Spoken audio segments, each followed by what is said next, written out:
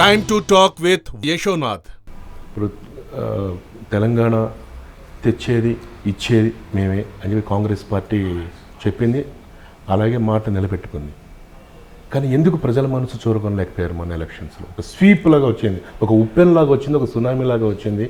హేమీలు మీలాంటి వాళ్ళందరూ సైడ్ అయిపోవడం జరిగింది, కొట్టుకుపోవడం జరిగింది. ఇది ఇంత సీనియర్ మోస్ట్లు ఉండి మీరు గెస్ట్ చేయలేకపోయారా? అధిష్టానాన్ని కన్విన్స్ చేయలేకపోయారా? అదే ప్రకటించడం అనేది ఒక 2 years ముందు ఉంటే మీరు కొంచెం పటిష్టంగా ఉండేవాళ్ళు. ఇది మీరు మోస్ట్ పర్టైనింగ్ క్వశ్చన్ వేసినది మీరు అడిగింది. అసెంబ్లీ ఎగ్జిస్టెన్స్ లేకపోయి ఉంటే ఇక్కడ ప్రభుత్వం పడిపోతే రాష్ట్రం ఏర్పాటు కాదు, అక్కడ కేంద్రం ప్రభుత్వం పడిపోయినా కూడా రాష్ట్ర ఏర్పాటు జరగదు. సో తెలంగాణ అంశం ఎంత ముఖ్యమో యూపీఏ ప్రభుత్వానికి మిగతా ఫుడ్ సెక్యూరిటీ బిల్ కానీ, ఉపాధి పథకం కొనసాగించడం కానీ, లేక రైట్ టు ఎడ్యుకేషన్ బిల్ కానీ, ఇట్లాంటి కొన్ని ముఖ్యమైన బిల్స్ కూడా అక్కడ పాస్ చేయడానికి అవసరం ఉండే. కాబట్టి అక్కడ ప్రభుత్వాన్ని కాపాడుకుంటూ ఆఖరిగా అంతిమంగా ఆ స్టేజ్ వరకు తీసుకురావాల్సిన అవసరం ఇట్స్ ఎ కాన్స్టిట్యూషనల్ నెసెసిటీ కానీ రాజకీయ లబ్ధి కొరకు కాదు. రెండో విషయం, ఇక్కడ తెలంగాణ వచ్చినాక అంటే తెలంగాణకై ఓటేసిన విజయశాంతిని కానీ, తెలుగుదేశంలో ఉన్న నామా నాగేశ్వరరావు గారిని కానీ, అటు రాథోడ్ని కానీ, కాంగ్రెస్లో మాలాంటి నిస్వార్థంగా పోరాడే నాయకులందరినీ కానీ, ఎంపీలను ముఖ్యంగా ఓటేసి, అంటే ఇప్పుడు పార్లమెంట్ చట్టం ద్వారానే రాష్ట్రం ఏర్పాటు అవుతుంది.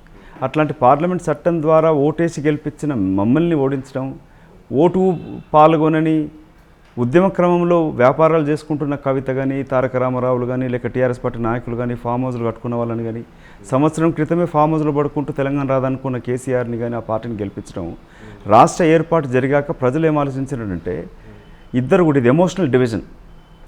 అటు చంద్రబాబు నాయుడు ఏమో ఆంధ్రప్రదేశ్ హక్కులు నేనే కాపాడుతానంటూ, ఇటు తెలంగాణలో కాంగ్రెస్ పార్టీ జాతీయ పార్టీ కాంగ్రెస్ పార్టీని గెలిపిస్తే మళ్ళీ ఆంధ్ర ప్రాంత వాళ్ళతో కుమ్ముక్కవుతాను ఒక తప్పుడు ప్రచారం కేసీఆర్ చేయడం, 1,00,000 రుణమాఫీ అంటూ, 12% రిజర్వేషన్ ముస్లిమ్స్కి, మైనార్టీ ట్రైబల్స్కి ఇస్తానంటూ, 2 bedroom ఇల్లు ఇస్తానంటూ, మా దగ్గర బీడీ కార్మికులు చాలామంది ఉంటారు, వాళ్ళకి అదనంగా 1,000 రూపాయలు ఇస్తానంటూ, ఇట్లాంటి అన్నీ తప్పుడు అమలుకు నోచుగానంటూ హామీలు, అటు మోదీ కేంద్రంలో 15 లక్షలు ప్రతి పౌరుడు అకౌంట్లు వేస్తానని చెప్పడం కానీ, ప్లస్ ఆ క్రమంలో 2G స్కామ్ అంటూ, కోల్ స్కామ్ అంటూ తప్పుడు ప్రచారం కాంగ్రెస్ పైన చేసి ఇప్పటివరకు ₹1 కూడా రికవర్ కాలే.